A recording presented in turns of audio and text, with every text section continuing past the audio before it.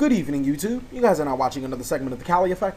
Today, we're going to be doing 5 game-changing cards. That's right, 5 cards that completely changed how we played Yu-Gi-Oh!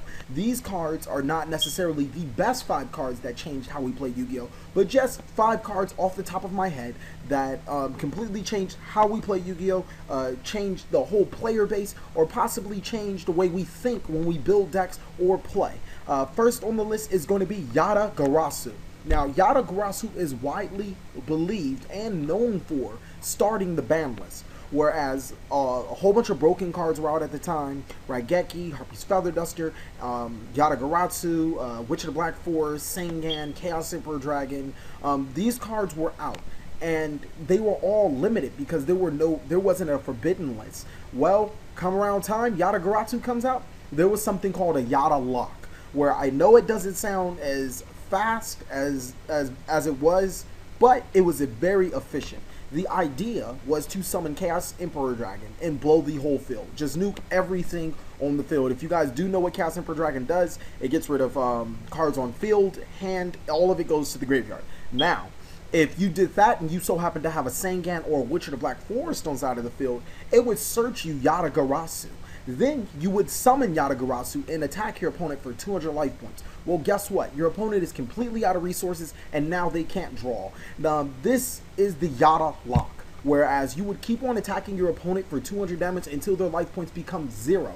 Basically because they have no answer to the YuGiOh lock because they can't draw an answer. Yada is known for starting the list because that's just what it does. Also, there was a lot of other broken cards that are just really powerful that needed to be addressed. I believe that YuGiOh was just the tipping point of Konami saying, yeah, we need to make a ban list now.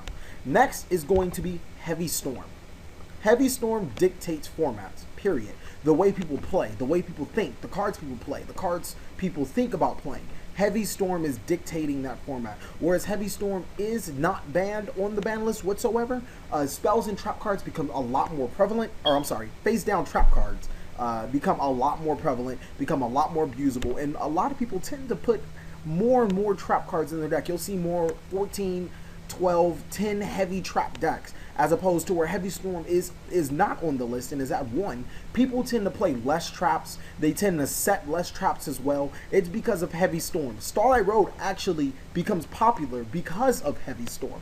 But with Heavy Storm banned, you guys should already know, people were playing tons and tons of traps. And that's just how much power this one card has over the whole Yu-Gi-Oh universe. Next would be Cyber Dragon. Now, Cyber Dragon is still, it's getting its own deck now. But before, Cyber Dragon used to reign supreme. Being able to summon a 2100 attack monster was really pivotal for winning games, especially in a Monarch format when you can summon your Cyber Dragons, beat your opponent's face for 2100, and then summon a Monarch, which would then further gain you advantage, such as a Borg, Mobius, and even Thestalos, which discards cards from your opponent's hand. Cyber Dragon was game-changing because cards like Vorse Raider, Luster Dragon, they all lost its luster in favor of cards like DD Assailant, DD Warrior Lady, cards that just get spot removal. Treeborn Frog was coming out for the Monarchs. Cyber Dragon was that 2100 beater that was extremely hard to get over. Nowadays, we have so many more other options and so many viable options, especially in our Synchro and Extra deck. Cyber Dragon on its own isn't that much of a threat, but before, watch out for those Cyber Dragons, guys. Next will be the dark counterparts. Now, I'm not saying Dark Horse. I mean, it wasn't a bad card when it first came out, but it wasn't the card that changed it. The cards that I'm talking about specifically is Dark Arm Dragon. What else? Dark Grepher. Dark Lord Zerato. And the Dark Creator. These 4 dark monsters. Now, a lot of people do not remember, but there was a time before Teledad that a deck was called Dark Return, and it used cards in conjunction of the Destiny Heroes. It used Trade-In, it used Dark Lord Zerato, it used Dark Creator to perform a very efficient OTK-like deck. You pair that up with Dimension Fusion and all the other cards that we have out, really good dark deck that just was a staple. The biggest deck, the deck to beat one of the best decks out. Now, if you take away Dark Lord Zerato and Dark Creator, which they just completely dropped for Teleport Dark Arm, Dark Grepher and Dark Arm Dragon are still some of the best cards that change the way we play. Because Dark Arm tend to run, I think it ran 2 years, about 2 years from Dark Arm Return to Skill Drain Dad.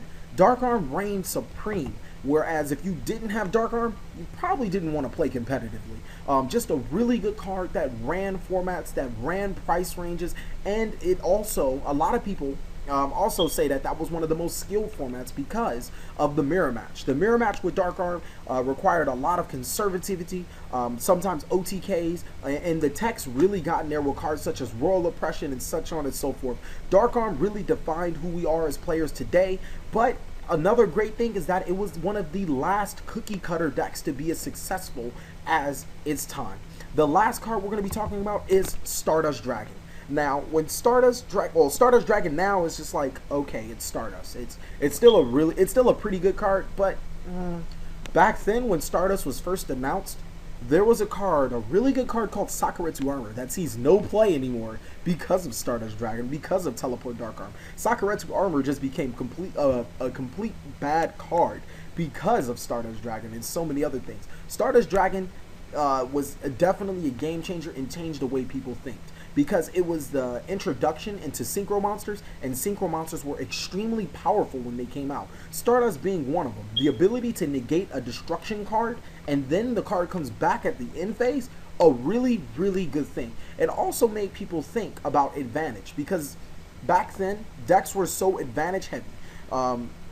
If you could get the advantage over your opponent, you win. And the strategy was to continue to gain advantage over the opponent. Well, Stardust kind of puts a wrench into that equation, mainly because when you synchro summon, you lose 2 monsters to summon another monster. That is no way, shape, and form an advantage. But what you get from Stardust is a 2500 attack monster. There weren't a lot of monsters that were playable over 2500 attack that can negate cards like Sakuretsu Armor, Mirror Force, Torrential, Darko wasn't there, but Lightning Vortex, cards like that. And a lot of destruction cards fell out of favor because of Stardust Dragon's existence. Just a really good card that just defined the way that we played Yu-Gi-Oh!